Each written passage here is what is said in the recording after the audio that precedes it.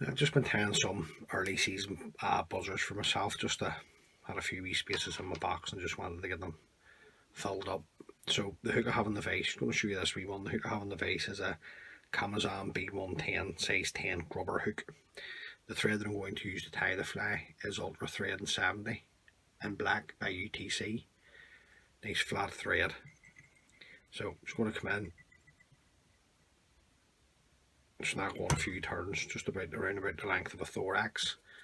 When I get a measurement, the thread's just in line with the point of the hook. Now the rib on the fly is going to be red stretch floss or Uniflex, and I mean I've had that hank for, my god, I don't know, since Pussy was a kitten. I've had it that long, so I'm just going to come in, catch in the uni stretch floss, and then I'm just going to work my thread down the shank of the hook, right round the bend, a wee ways to there. And I'm just going to come in and stretch the tag at the top, and I'm going to spin the thread anti-clockwise. This is just to get the thread to flatten out a bit, just like a fine floss. Now we're going to build a taper. I like to see a taper in my buzzer, so I'm going to come back up to there, and then I'm going to work the thread back down again halfway to there, and then back up, spin the thread again anti-clockwise, and then I'm going to come back down to there, and then back up again. Hopefully you can see that on the camera, the taper that I'm building on the body. Then I'm going to come around with one tight turn at the back, and then just rib the fly. Now starting off, you want the flex floss to be tight, and then the further you get up the body, ease off with the tension on the floss, make the rib that wee bit more pronounced. Just bump my thread there and knock it forward, that's okay. Just come in, catch it in, you stand on the ditch, just make sure you catch in your flex floss, pull that nice and tight, come in with your scissors and trim away. Now don't throw that away, you'll get maybe two buzzers out of that. Now, I'm just going to bring the thread up to the eye. Now, at this point I'm going to go up and down a few times on the thorax, just to build it up the way I like. So back down to the eye. Now some people like their thoraxes really bulbous and pronounced, others like the thorax on their buzzers a wee bit slimmer. It's up to you. It's the confidence that you have in fishing the fly. So back down to the eye. Just going to bring the thread, position it halfway in the thorax. Now cheeks, we'll put cheeks on the fly. It's just dyed orange goose bats. So just going to come in and take two of these. Now I like to trim them away, so I'll just come in, trim them away, and then I just like to take off the, see the fine ends, just like to trim those away. And then I come in, I'm going to, one at a time, I'm going to put them on one at a time. Just get the first one on my side. Now, you want them on the sides, or you can have them coming up, it's up to you. I just like them on the sides. Now, that wee one doesn't want to come up for me there, but we'll get them.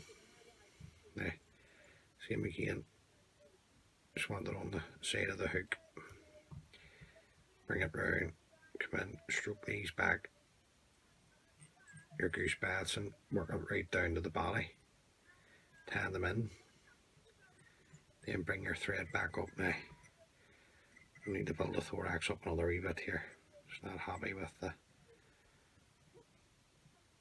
let me see, now I'll just come back down to the eye and then come up about a head length to there. Now I'm just going to throw in a half hitch at this stage. Actually I'll throw in another one, because the last thing I want is the thread bouncing off the eye of the hook and unravelling all the fly. Now just come in, and bring over your goose bats for your cheeks. Keep them on the side. Just come around with a turn and then tighten up. Nice tight turns at this stage. Now, keeping your thread tight, don't let go. Come in, get your goose bats, and you can just rip them away. Now, see if you rip them away like that, it'll give you a far neater cut. As long as you've got that thread tight, you can do that. No issues. Now, I'm just going to come in with my whip finishing tool and just throw in a whip finish. I'll just tidy the head up here at the same time while I'm throwing in the whip finish. Pull the thread tight, come in, trim away the thread. Now, I put a wee video up the other day of an early season buzzer. Just checking, have enough of that. You can super glue, varnish, whatever you like to do. Now, I'm just going to come in with UV resin this time. I just want the UV resin on the thorax first. I want to spread it all around the thorax. Don't want to go on it. Don't want to go onto the body yet. Just around the thorax.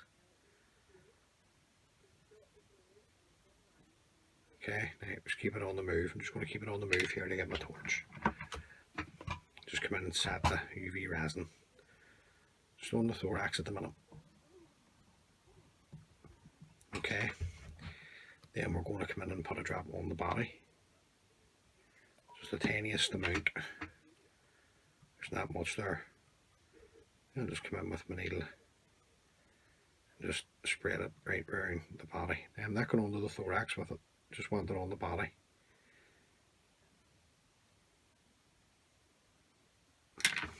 Come in with your torch, set the UV resin on the body. Just make sure it's well cured. Good wee midge, can't go far wrong with red and black and orange in a midge pattern. Now, what I'm going to do is just to finish off, this will be the first coat, and this is just cellular varnish, Vineyard cellular varnish clear. Just come up from the back, just work it up from the back up to the thorax, same the sides and underneath, right the whole way up. Now, once that dries, I'll leave that, let that dry, and I'll come in and throw on another 2 or 3 coats, just depending on what I feel like. So there you go, guys, another wee simple buzzer pattern. Give that a go, and hopefully I can catch you a few fish.